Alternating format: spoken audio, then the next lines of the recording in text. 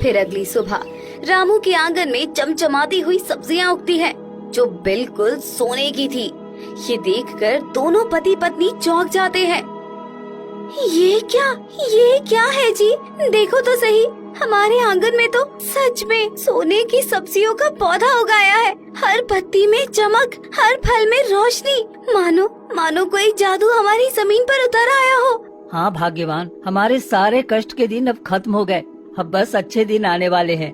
अब हम क्या करें जी? हमें इसे तोड़कर सोनार के पास लेकर जाना चाहिए और उसको दिखाते हैं कि ये सच में सोने का है क्या? मुझे तो विश्वास ही नहीं हो रहा है जी।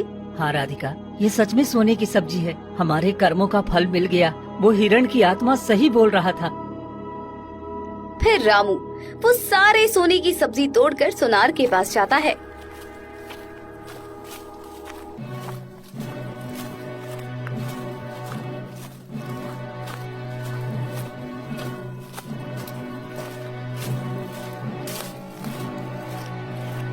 सोनार जी, ये सब्जियां सोने की है। आप इसे रख लें और इसकी कीमत मुझे दे दें। अरे इतनी कीमती सोने की सब्जी तुम्हारे पास ये सब कहाँ से आ गया? हाँ? कुछ नहीं, बस वो मेरे घर में वर्षों से रखा था। इस समय काम अच्छा नहीं चल रहा है, इस वजह से मैं लेकर आया हूँ बेचने के लिए। सोनार रख लेता है और पैसे रामू को दे देता है। अब मैं अपनी पत्नी के लिए सभी दवाइयाँ ले पाऊंगा। नहीं, ये झूठ बोल रहा है। ये तो जरूर जादुई बीज का सब्जी है। ये बिल्कुल शुद्ध सोने की है। मुझे ये हरिदास सेठ को बताना चाहिए। वो इस बीज की तलाश कब से कर रहा था। फिर सोनार हरिदास सेठ के पास जाता है। सेठ जी, आपको पता है रामू के पास जादुई बीज है। ये तुम्हें कैसे पता? उसके पास जादुई बीज है? उसने आज सोने की सब्जियां मेरी दुकान में बेचने आया था और कह रहा था कि वर्षों से रखा हुआ था। वो इतना गरीब है, फिर इतना सारा सोना उसके पास कहाँ से आ सकता है? तब तो आज रात को ही मैं उसके घर जाकर वो सारा सोने का सब्जी चुरा लूंगा। तुम देखते जाओ, अब मैं क्या करता हूँ। ठीक है, हम चलते हैं। मैंने आपको ये खबर दे दी, अब आगे जो करना है वो आपकी मर्जी है।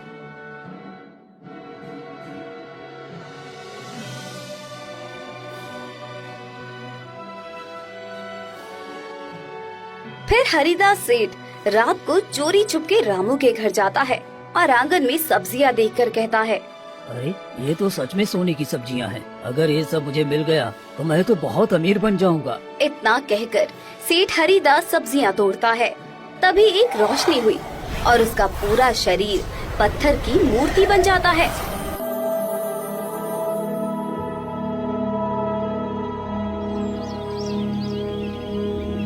फिर जैसे ही सुबह होती है तो रामू देखता है कि सेठ हरिदास पत्थर का हो चुका था।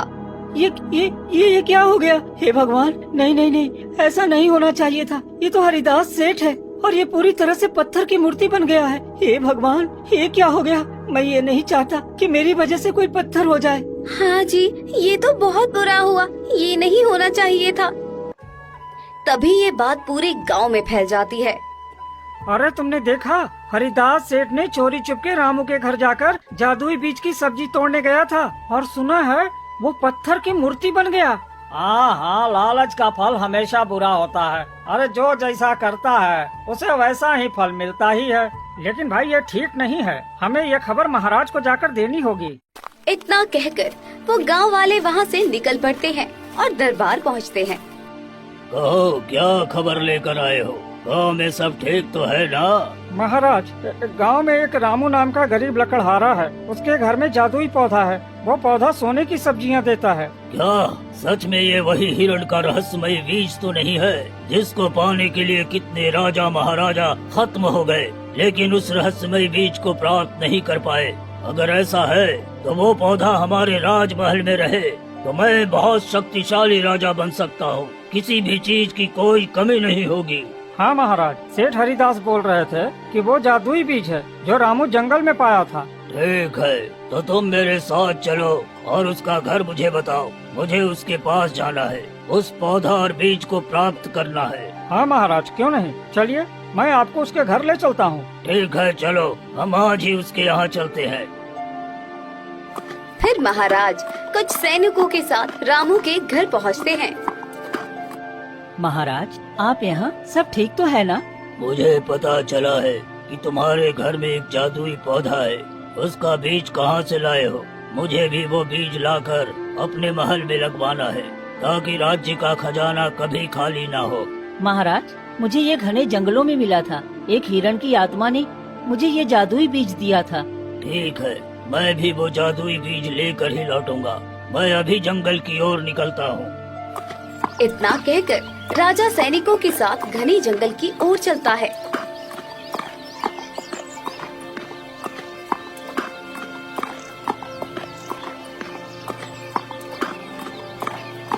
कई घंटे तलाश करता है, पर उसे कहीं कोई हिरण की आत्मा नहीं दिखती है।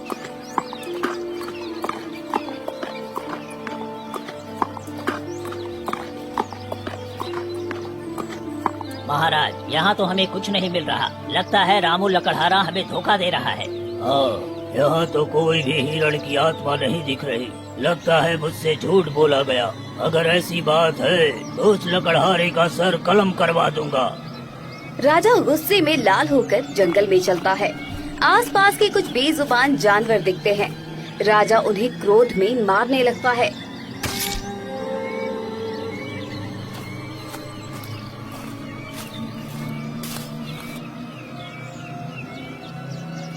कई जानवर मारे जाते हैं।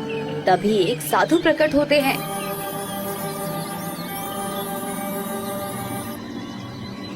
महाराज, तुम ये ठीक नहीं कर रहे हो। इन बेजुबान जानवरों को मारकर तुमने बड़ा पाप किया है। तुम्हें इसका दंड भुगतना होगा। तुम कौन होते हो जो मेरे बारे में ऐसा बोल रहे हो? मैं इस राज्य का राजा हूँ। जो मुझे चाहिए मैं करूँगा। तुम्हारी हिम्मत कैसी हुई मेरे सामने बोलने की? यदि यही तुम्हारा रुख रहा तो मैं तुम्हें चेतावनी देता हूँ, और यदि तुम्हारा अहंकार नहीं टूटता तो मैं तुम्हें श्राप दे सकता हूँ। अरे साधु फकीर, मेरे सामने से हट जा। ये जंगल मेरे राज्य में आता है। चाहे मैं जंगल को काटूं, चाहे जंगल के जानवर को, मुझे कोई फर्क नहीं पड़ता है। महाराज गुस्से में साधु को धक्का दे देता है। तभी साधु क्रोधित होकर कहते हैं, राजा, मैं तुम्हें श्राप देता हूँ। तुम्हारा ये अहंकार और क्रोध जलकर भस्म हो जाएगा, और जिस खजाने के पीछे तुम इन निर्दोष जीवों को मारा है वो तुम्हें मिल तो जाएगा, पर तुम उसे भोग नहीं पाओगे। फिर इतना कहकर साधु वहाँ से चले जाते हैं। बड़ा आया है मुझे सीख देने वाला। अब मैं उस रामू को छोड़ूंगा नहीं। फिर राजा गुस्से से रामू के पास लौटता है। रामू, तुमने मुझे धोखा दिया। वहाँ कोई हिरण की आत्मा नहीं थी और न ही कोई जादुई बीज। तुम्हें इसकी सजा भुगतनी पड़ेगी। महाराज, मैंने सच कहा था। अगर वो चीज आपको नहीं मिली तो इसमें मेरी क्या गलती है? मैंने जो देखा वही कहा। फिर तुम्हें कैसे वो बीज मिल गया? बता रामू। महाराज, वो मेरी भलाई की वजह से मिला था। मैं जब बहुत छोटा था तब पिताजी के साथ लकड़ी काटने जाता था। तभी एक दिन मैंने एक हिरण की रूह को शांति दी थी। उसी का फल मुझे अब मिला। तभी उसने मुझे ये बीज दिया था। मुझे इन सब बातों से कोई मतलब नहीं है। ये पौधा अब राज्य का धरोहर है। इसे मैं अपने राजमहल ले जाऊंगा। नहीं महाराज, ऐसा मत कीजिए। ये पौधा छूते ही आदमी पत्थर की मूर्ति बन जाता है। हरिदास सेठ ने भी लालच में इसे छुआ था और वो पत्थर का हो गया। कृपया करके आप मत छुइए। रामू, तू मुझे सिखाएगा कि मुझे क्या करना है और क्या नहीं? हट जा मेरे सामने से। फिर राजा रामू को जोर से धक्का दे देता है और पेड़ उखाड़ने को बढ़ता है। जैसे ही पौधे को छूता है, राजा पत्थर की मूर्ति में बदल जाता है। महाराज, मुझे माफ कीजिए। मैं ये नहीं चाहता कि कोई पत्थर का हो। मैं इसीलिए कह रहा था कृपया मत छुइए, लेकिन आपने मेरी एक न सुनी। हे भगवान, महाराज पत्थर की मूर्ति बन गए हैं। अब क्या होगा इस राज्य का? ये तो बहुत बड़ा अपशगुन है। चलो भागो यहाँ से, नहीं तो हम सब पत्थर के हो जाएंगे। ये खबर हमें राजकुमार को देना चाहिए। फिर सैनिक भाग जाते हैं। ये सब गांव वाले देखकर समझ जाते हैं। देखो गांव वालों, जो भी पाप और छल कपट से इस पौधे को छुएगा उसकी यही सजा है। रामू, हम सबने तुम्हारा मजाक उड़ाया, तुझे गरीब समझकर हंसे, लेकिन आज सच्चाई सामने आ गई। तो सच में नेक दिल इंसान है जो तुझे ऐसा वरदान मिला। मित्रों, मैंने कभी किसी का बुरा नहीं किया, न ही किसी का बुरा चाहा। इसलिए ही उस हिरण की आत्मा ने मुझे ये वरदान दिया, ये जादुई सब्जियां मेरी नहीं है, ये सबके लिए है। उस दिन से रामू उस पौधे की सब्जियों से सभी गरीबों और दुखियों की मदद करने लगता है। गांव में खुशी और शांति लौट आती है।